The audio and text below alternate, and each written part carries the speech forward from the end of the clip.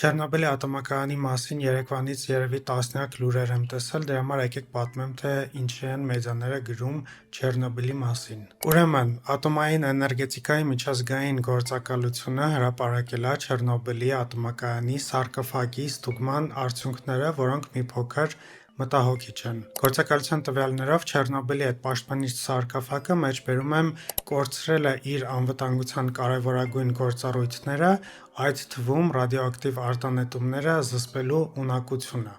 Բայց փորձագետները եզրակացրել են, որ սարկոֆագի հետ կրող կառուցվածքներին ու մոնիտորինգային համակարգին անդառնալի վնաս չի հասցվել։ Նաև ասեմ, որ 2026 թվականին պլանավորում են վերանորոգել վնասված սարկոֆագը, բայց ինչի է այն վնասվել։ Բանը նրանում է, որ այս տարի փետրվար ամսին պայթուցիկ մարտագլխիկով զինված դրոնը հարվածել էր Չեռնոբիլի ատոմակայանի այդ վնասված 4-րդ բլոկը պաշտպանող սարկոֆագին։ Այն ժամանակ Ուկրաինան մեղադրել էր Ռուսաստանին, պնդելով, որ դա ռուսական դրոն էր, իսկ ռուսական կողմը մեղադրել էր Ուկրաինային, ասելով, որ դա պրովոկացիա է ուկրաինական կողմից։ Հուսով եմ բոլորը տեսել եք Չեռնոբիլ սերիալը, որովհետև շատ լավ սերիալ է ու շատ լավ բացատրում է, թե ինչ է տեղի ունեցել, բայց եթե չեք տեսել,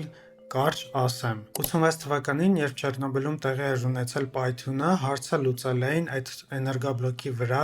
պաշտպանիչ սարկոֆագ կառուցելով։ Ու սարկոֆագի անունը դրել էին Ուկրիցիա, բայց կարիք էր առաջացել այն վերանորոգելու,